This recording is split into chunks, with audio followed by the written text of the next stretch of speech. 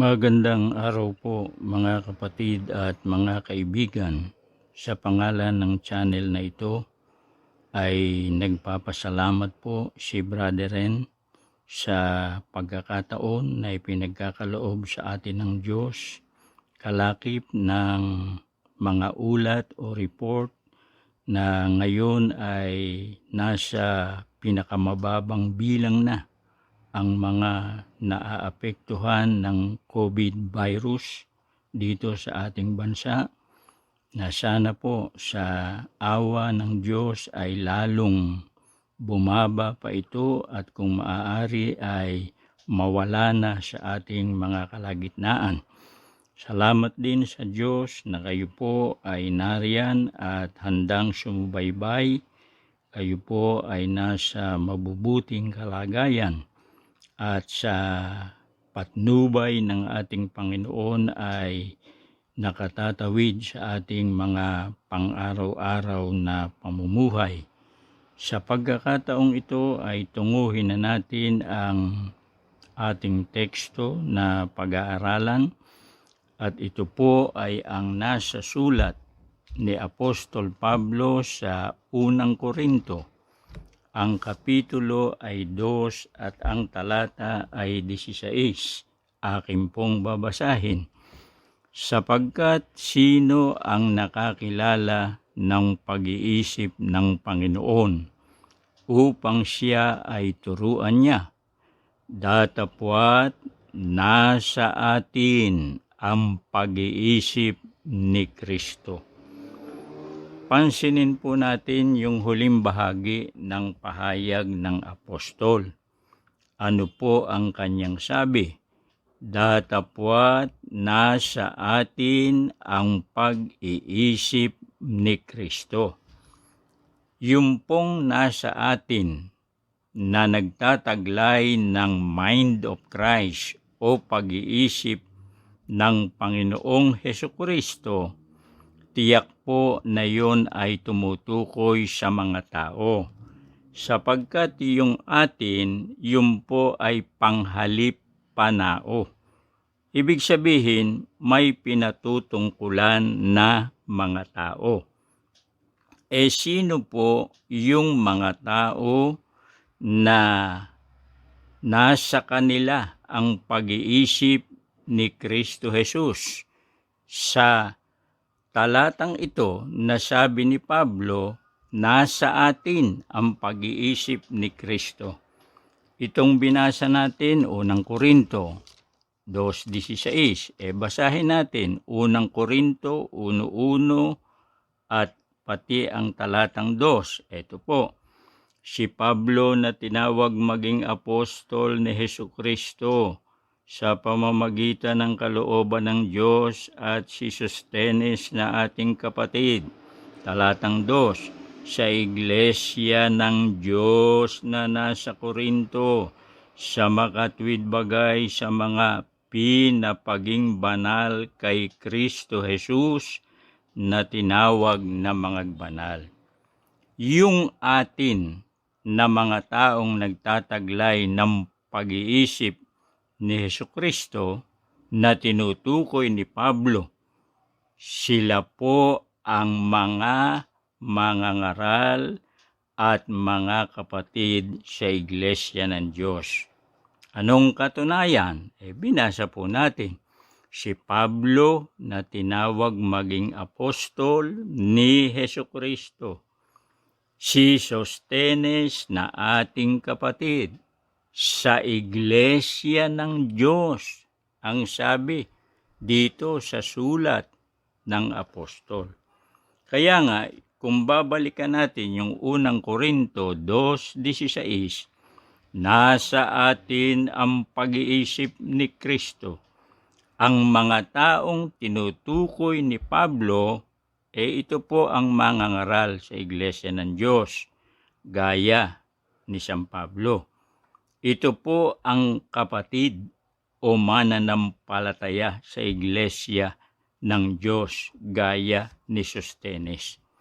Nasa atin, ibig sabihin, nasa mangangaral at nasa kapatid o kapananampalataya sa Iglesia ng Diyos ang pag-iisip ni Kristo. Sa ibang salita, yung mangangaral ng Iglesia ng Diyos, gaya ni Apostol Pablo, at yung kapatid sa Iglesia ng Diyos, gaya ni Sostenes, sila po ay nagtataglay ng pag-iisip ni Kristong Panginoon. Ngayon, maitatanong nyo, bakit pa natin binabasa yan? Ano ba ang layo ng ating pagsasabi na nasa Iglesia ng Diyos, sa mga ngaral ng Iglesia ng Diyos at sa kapatid sa Iglesia ng Diyos ang pag-iisip ni Kristo? Kasi po, ito ay pang-counter na naman natin sa claim ng pangkat ni Eli Boy Soriano ng Andating Daan at ng MCGI na sila raw ay umanib sa Iglesia ng Diyos sa Biblia. Suriin po natin sa papanong paraan. Yung Iglesia ng Diyos sa Biblia, taglay ang pag-iisip ni Kristo. Kung ang claim ng pangkat ni Eli Boy Soriano, sila po ay umanib sa Iglesia ng Diyos sa Biblia, dapat taglay nila ang pag-iisip ni Kristo. Dapat yung mangangaral nila na si Eli Boy ay taglay yung mind of Christ, ang wika nga. Yung ba ang pag-iisip ni Eli Boy na taglay ayon sa kanyang mga members o mga kaanib na sumusulat dito sa TOP Magazine, The Old Path Magazine o ang Dating Daan Magazine?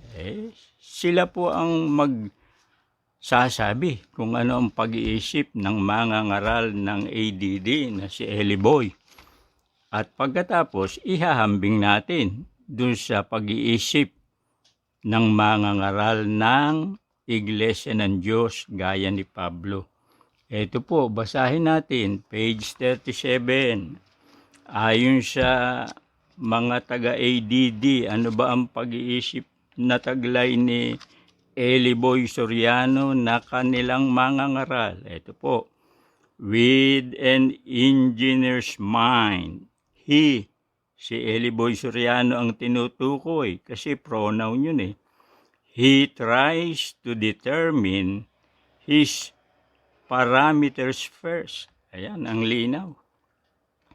Yung mga ngaral ng ADD-MCGI na si Eli Boy Soriano, may pag-iisip na taglay? Meron naman. Ano raw ang pag-iisip na taglay ni Eli Boy ayon sa TOP Magazine? Pag-iisip ng isang inhinyero. An engineer's mind, yan ang pagtataas ng mga kaanib ng ADD kay Eli Boy. Sa kanilang pagbubuhat ng bangko ni Eli Boy Soriano, bakit natin sinabing pagbubuhat ng bangko? Yung sabi nilang may pag-iisip ng inhinyero si Eli Boy. Sila rin kasi ang nagsasabi na wala namang natapos sa pag-aaral si Eli Boy. Kaya kung sabihin nila dito na si Eli Boy ay nagtataglay ng engineer's mind, pagtataas po yan, pagbubuhat ng bangko, ang wika nga, na sa paggawa nito, hindi nila namamalayan, kinokontra nila yung salita ng Diyos sa Biblia. Kinokontra nila yung claim nila na sila'y umanib sa Iglesia ng Diyos sa Biblia. Bakit po? Sapagkat ang mga ngaral sa Iglesia ng Diyos ng Biblia, gaya ni Apostol Pablo, ang taglay na pag-iisip ay pag-iisip ni Kristo at hindi pag-iisip ng inhinyero. Hindi po engineer's mind ang nasa kay Pablo at kay Sostenes. taglay nila pag-iisip ni Kristo, hindi pag-iisip na ukol sa karunungan sa buhay na ito. Ano po ang ibig lang sabihin nito? Sablay na naman yung claim ng pangkat ng ADD ni Eli Boy Soriano na sila'y umanib sa Iglesia ng Diyos sa Biblia. Kung talagang sila'y umanib sa Iglesia ng Diyos sa Biblia, dapat pag-iisip ni Kristo ang taglay ng kanilang mga ngaral. Hindi po Engineer's mind daw ang nake Eli Boy o de sablay, mga magulang at mga kaibigan. Ngayon, eto pa dagdagan pa natin. Yung sinasabi ni Pablo na taglay niya at ng kapatid sa Iglesia ng Diyos ang pag-iisip ng Panginoong Hesus. Ano po ba yung pag-iisip na yon? Na yon ay hindi nga taglay ng pangkat ni Eli Boy sa pangunguna ng kanilang mga ngaral na si Eli Boy Soriano. Basahin natin, Pilipos 2:5, sulat pa rin ni Pablo. Mangagkaroon kayo sa inyo ng pag-iisip na ito'y na kay Kristo Jesus din naman.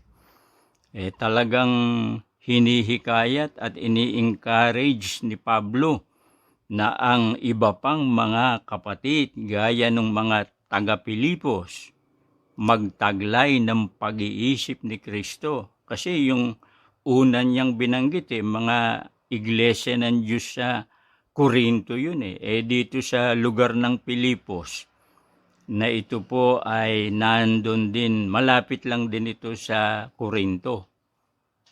Anong sabi niya? Magtaglay kayo o magkaroon kayo ng pag-iisip na ito'y na kay Kristo Jesus.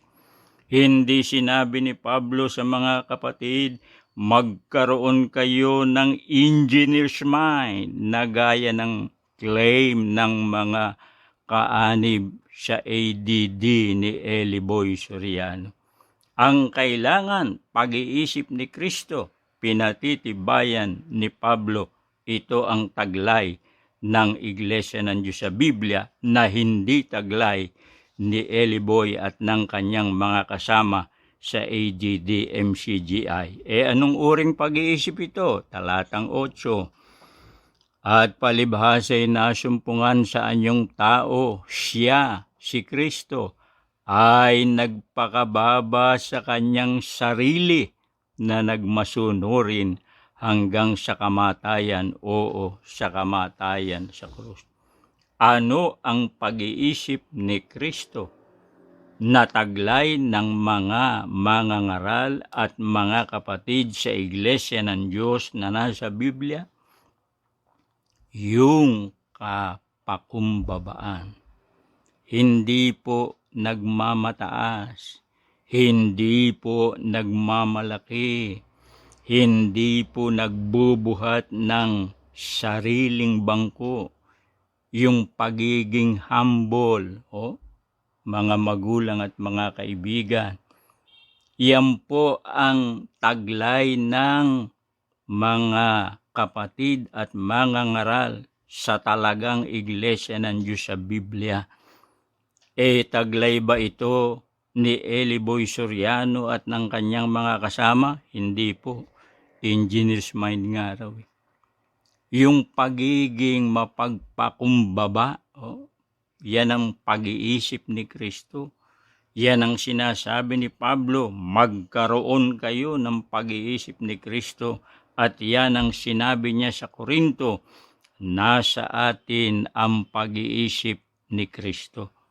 Kaya si Pablo hindi po mapagmataas, hindi mapagmalaki, hindi po kumbaga sa balloons o sa lobo ay nasobrahan ng asoge. Ano ba yung asoge? Yun ang nagpapalipad ng mataas dun sa mga lobo o sa mga balloon. Ito namang mga nasaan dating daan na nagkiklaim na sila'y umanib sa Iglesia ng Diyos, nasobrahan yata ng asoge, mga magulang at mga kaibigan. Kasi iba ang claim nila, iba ang sinasabi, na yun daw brother nila ay may engineer's mind. Hindi po pagpapakababa yun. No? Pagtataas nga, gaya nung sabi ko kanina. Kasi sila rin ang nagsasabi sa TOP Magazine, wala namang pinag-aralan sa buhay na ito. O walang natapos. Huwag silang magagalit kasi sila ang nagsasabi niyan mga magulang at mga kaibigan. Andun yan sa TOP Magazine, maging doon sa iba nilang publication. Kung hindi naman po nagtaglay ng pag-aaral na nakakuha ng lisensya, kasi pag engineer dapat eksaminado, merong license ang wika nga. Wala namang ganun si Eli Boy, sila rin ang nagpapatunay. Kaya yung pagsasabing with an engineer's mind, pagtataas yun salungat na salungat yun sa talagang iglesia ng Diyos na ipinapakilala ng Biblia.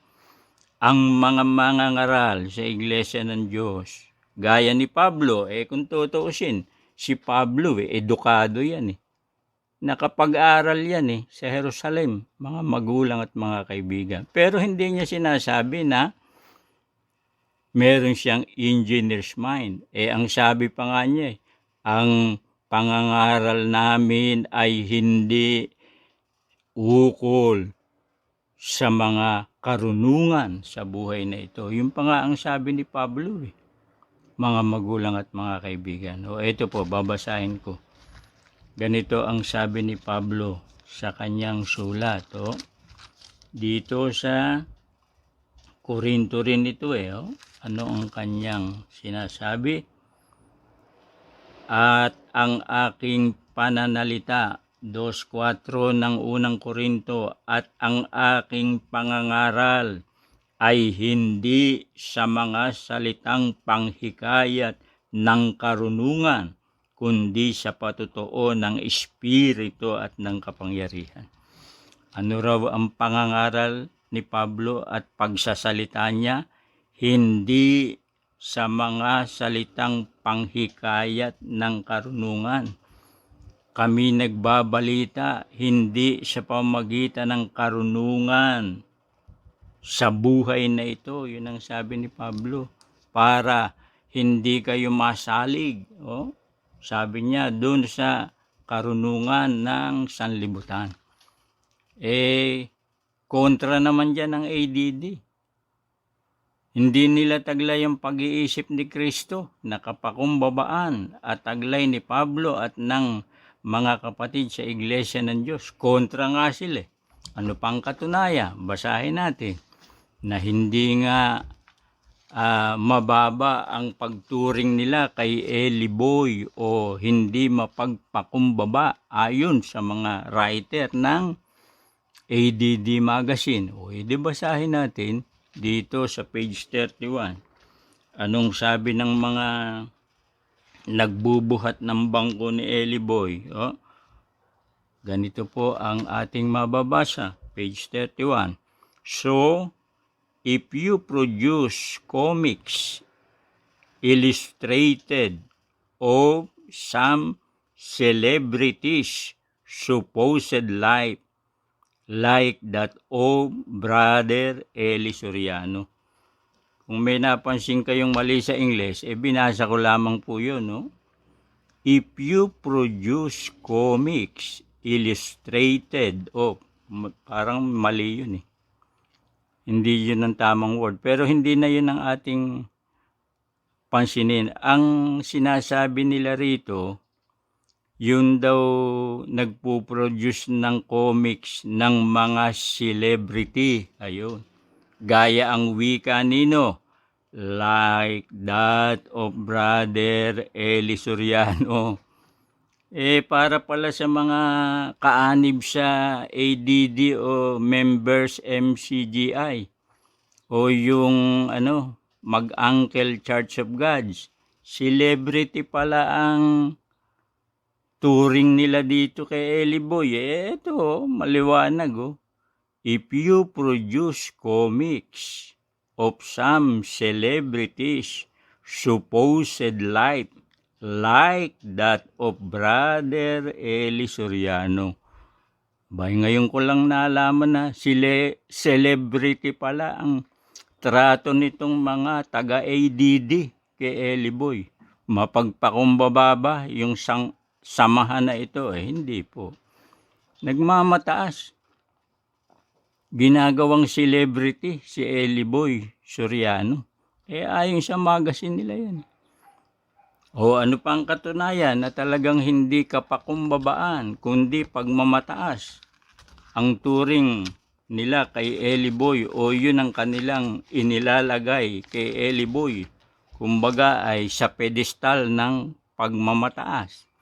Ito po, page 35. Super preacher of our time. Pag sinabing super preacher of our time, mapagpakumbaba ba itong pangkat na ito? Itong mga alalay ni Eli Boy sa kanilang pagturing sa kanilang mga ngaral?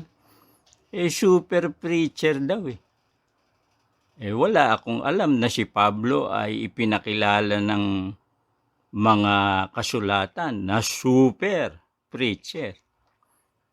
Wala po. Hindi kaya parang siopaw lang ang turing nila sa kanilang mga ngaral? Kasi pag merong regular na siopaw, merong special, merong super Sa kanilang paghahangad na itaas si Eli Boy Soriano na mangangaral ng ADD, hindi nila napapansin na lumalabag na sila sa salita ng Diyos sa Biblia. Ang dapat ay pag-iisip ni Kristo ang taglay kung talagang sila'y umanib sa iglesia ng Diyos sa Biblia. Ngunit yan po ay sinasalungat nila. Ibig sabihin, palso yung claim nila na sila'y umanib sa iglesia ng Diyos sa Biblia, sapagkat ang katangian ng mga nasa iglesia ng Diyos, kung mangangaral, kung kapatid, ay kapakumbabaan. Yan ang pag-iisip ni Kristo, yung pagiging humble, pero dito sa pangkat ng ADD MCGI, ng mag-amain. Kasi dati, yung pangkat ni Eli Boy, ang iglesyang tunay ay sa mag-ama. Nung matalo na ngayon ng sa husgado, nawala na yung iglesia ng mag-ama. Nawala na yung pangalang Kristo. Dapat ang wika sa iglesia ng mag-ama ay may pangalang Kristo. Natalo sa husgado. Mag-amain na lang, mag-angkel. Yung si Congressman-elect daw, Daniel Rason, at si Eli Boy Soriano. Ano ang kanilang sabi? Super preacher of our time. Celebrity like Brother Eli. Expert on the Bible.